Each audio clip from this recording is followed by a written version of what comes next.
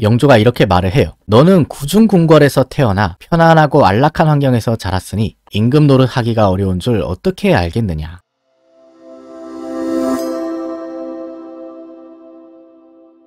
우리가 지난 1부에서 살펴봤듯이 당시 세손인 정조는 자신의 측근인 홍구경, 그리고 정순왕후, 또 정순왕후의 오빠인 김기주와 연대를 해서 대리청정을 성사시키려고 했었습니다. 근데 이런 움직임에 대해서 또 가장 걱정했던 사람이 의외라고 생각할 수도 있는데 정조의 어머니인 해경궁이었습니다. 그 해경궁이 어떤 입장이었는지 기록을 통해 살펴보도록 하겠습니다. 해경궁은 자신의 회고록인 한중록에서 그 대리청정에 대한 자신의 생각을 이렇게 밝히고 있어요. 영조께서 매사를 분간하지 못하시니 대리청정을 청하는 것이 마땅한 일이다. 하지만 옛날에 사도세자께서 대리청정을 하시면서 만사에 탈이 났으니 내 마음은 대리청정을 원수같이 알아 대리 두 글자만 들어도 심장이 떨리더라. 그러니까 해경궁이 대리청정에 대해서 트라우마가 있는 거예요. 바로 자신의 남편이었던 사도세자. 그 사도세자가 잘못되게 된 가장 결정적인 계기를 제공했던 것이 바로 대리청정이었기 때문에 자신의 아들인 정조가 대리청정을 한다고 했을 때 당연히 엄마로서 걱정을 했던 겁니다. 그 사실 아시는 분은 아시겠지만 이 사도세자와 영조의 부자 사이가 급격하게 나빠지게 된 원인 중에 하나는 바로 이 대리청정이었거든요. 이제 그런 부분이 잘 그려진 영화가 바로 영화 사도인데요. 당시 영조는 불과 15살에 불과한 사도세자에게 대리청정을 시킵니다. 영조는 그 이유를 스스로 이렇게 밝히고 있어요. 어린 세자로 하여금 까마득히 국사를 모르는 상태로 두었다가 훗날 노론이나 소론에 의해 잘못된다면 죽은 내가 어떻게 일어나서 가르쳐줄 수 있겠는가. 그가 세자가 비록 15살의 어린 나이긴 하지만 국정이 어떻게 돌아가는지를 가르쳐주고 싶다. 일찍부터 사도세자에게 후계자 교육 차원에서 대리청정을 시키려고 했던 거예요. 근데 상식적으로 15살이면 그래도 어린 나이인데 영조는 자기 아들에 대한 기대가 높았던 모양인지 세자한테 시켜도 걔가 잘할 것이다. 충분히 잘해낼 수 있다. 이렇게 믿었어요. 그가 영조가 자식에 대한 기대가 너무 높았던 거예요. 그러면서 영조는 아들한테 이 대리청정을 시키면서 선물을 하나 주는데요. 이 어제정운이라고 해서 이 대리청정을 어떻게 하는지 10가지 조목에 대해서 세세하게 지침을 내린 책입니다. 그래서 영조가 이 책을 세자 앞에서 읽게 해요.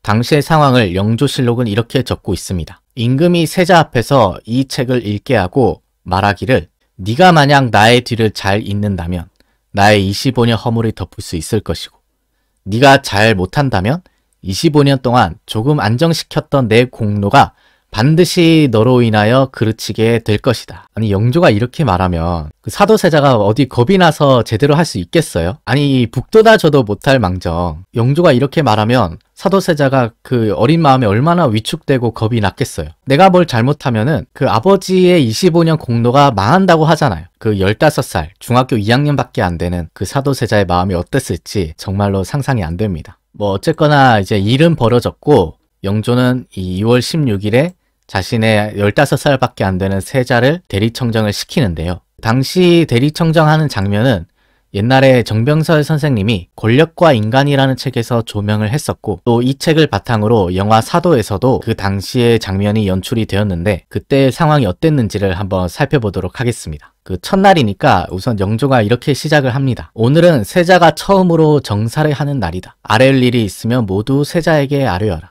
나는 앉아서 지켜보고자 한다. 그러니까 앞에 세자를 앉혀놓고 이 아버지 영조는 이제 뒤에서 잘하나 지켜보고 있는 거죠. 그러면서 또 영조가 세자에게는 이렇게 조언을 해줍니다. 여러 신하들이 하는 말에 대하여 아뢰는 대로 하라고만 대답하면 반드시 잘못을 저지를 우려가 있다. 의심스러운 점이 있으면 반드시 대신에게 묻고 너의 견해를 참작해서 결정하도록 하라. 그러니까 신하들의 말에 무조건 아랜대로 해라 이렇게 허락하지만 말고 뭔가 의심나는 부분이 있으면 적극적으로 질문도 하고 너의 견해도 적극적으로 반영을 해라. 좀 주도적으로 해봐라. 이렇게 아버지가 그 아들한테 조언을 해주는 거예요. 그래서 이렇게 해서 사도세자의 대리청정이 시작이 되었는데요.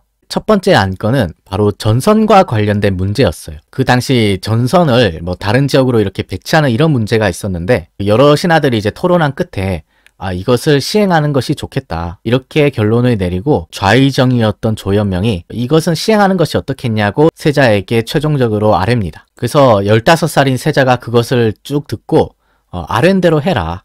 그렇게 하는 것이 좋겠다. 이렇게 말을 했어요. 근데 이것을 듣고 이제 아니나 다를까 영조가 또 한마디 참견을 합니다. 네 목소리가 너무 작아서 윤근과 같이 나이 많은 사관은 분명 뭐라고 하는지 잘 못 들었을 것이다. 그가 좀 크게 말해라. 그렇게 작게 말하면 이 대화를 기록하고 있는 저 사관이 네 목소리를 어떻게 들을 수 있겠느냐. 좀 자신감 있게 크게 말해라. 이렇게 아버지가 아들한테 한 소리 한 거죠. 그래서 이 상황을 보고 있던 좌의정이었던 조현명이 그 세자를 좀 옹호하는 듯한 이런 발언을 해줍니다. 하늘의 위험 앞에서 자연히 그렇게 된 것 같습니다. 누구라도 그 전하의 그런 위험 앞에서는 다 그렇게 됩니다. 저하를 너무 몰아붙이지 마십시오. 뭐 이런 식으로 말을 해주는 것 같아요. 어쨌든 그렇게 첫 번째 안건은 잘 넘어갔는데 이제 다음 안건이 문제입니다. 당시 영의정이었던 김제로가 이번에는 방어영을 옮기는 문제를 건의를 해요. 성진에 있는 방어영은 다시 길주로 소속시키는 것이 좋겠습니다. 원래 성진에 있던 방어영은 길주에 있었어요. 성진에 있는 건 다시 길주로 갖다 놓는 게 좋겠다. 원상복귀 시킵시다. 이렇게 건의를 하는 거예요. 그래서 이번에는 세자가 뭐 아른대로 해라 이렇게 하지 않고 한 번 더 영의정한테 물어봅니다. 성진의 방어영을 길주에 소속시키면 성진을 지킬 군졸이 있습니까? 그러니까 이 성진에 있는 방어영을 길주로 옮기면은 그러면 기존에 있는 성진은 어떻게 지키느냐, 그 성진에도 군졸이 좀 남아있느냐 이렇게 물어본 거예요. 아주 합리적인 질문이죠. 이에 대해서 김제로가 성진도 지킬 수 있다. 성진에도 진졸들이 있기 때문에 옮기더라도 무방하다 이렇게 말을 합니다. 그 김제로의 이 말을 들은 세자가 이렇게 말을 합니다. 그렇다면 방어영을 길주로 옮기는 것이 좋겠다. 근데 세자의 이런 결정에 또 아니나 다를까 뒤에 있던 영조께서 또 한마디 하시는데요. 너의 말이 비록 옳기는 하지만 애초에 방어영을 성진으로 옮긴 사람은 내가 아니더냐.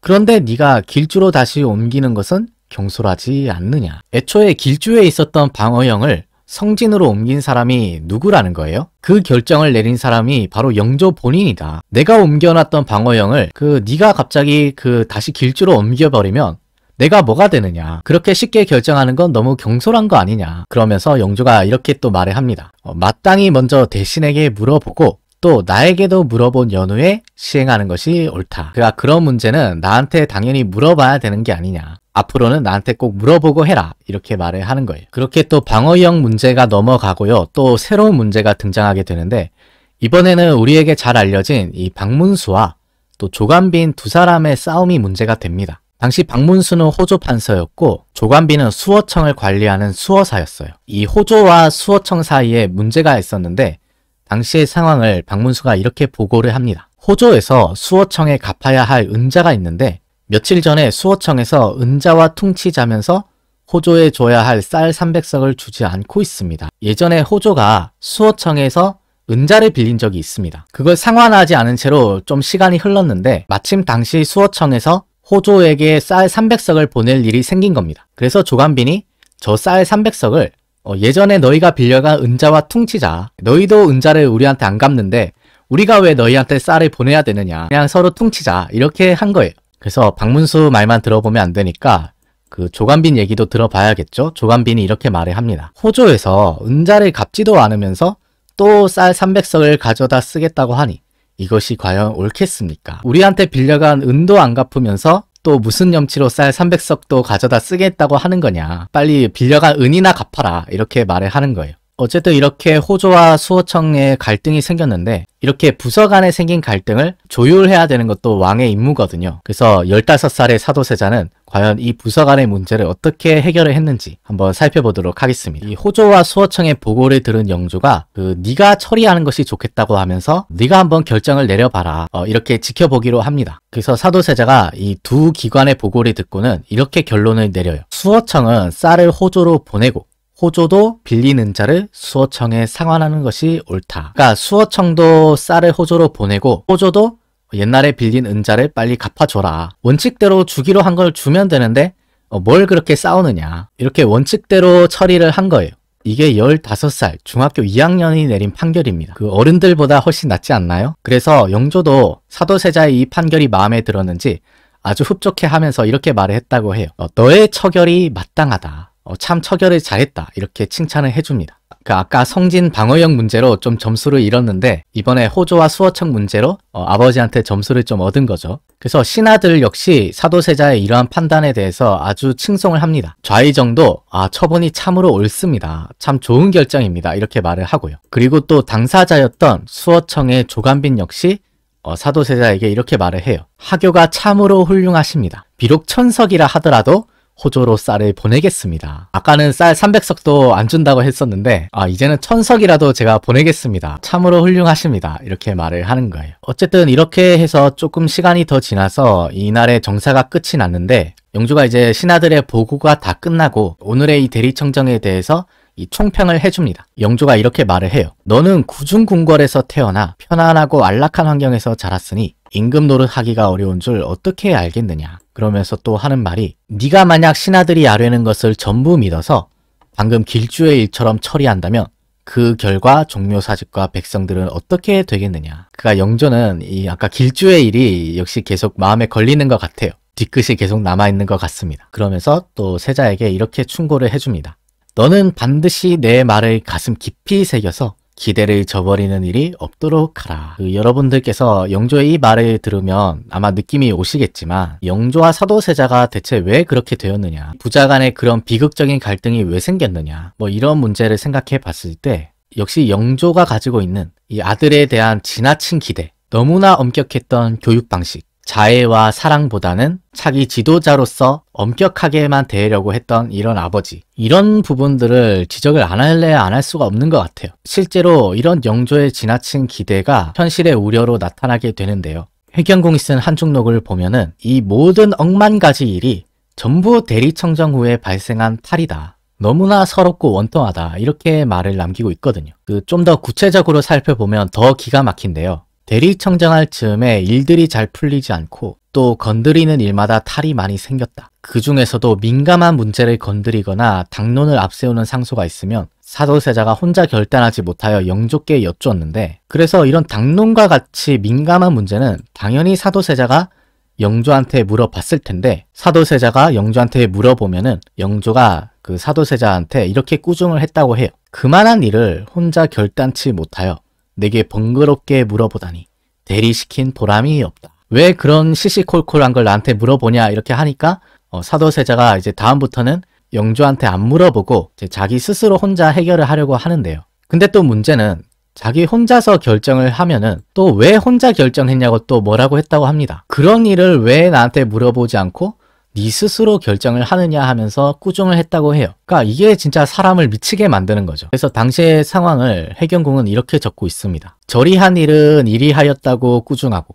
이리 한 일은 저리 하였다고 꾸중하며 이 일에도 격노하시고 저 일에도 뜻같지 않다고 격노하셨다. 그러니까 사도세자가 무슨 짓을 해도 이 영조의 높은 기대에 부응을 할 수가 없는 거예요. 아버지는 아들의 모든 행동이 다 자신의 성에 차지 않았던 겁니다.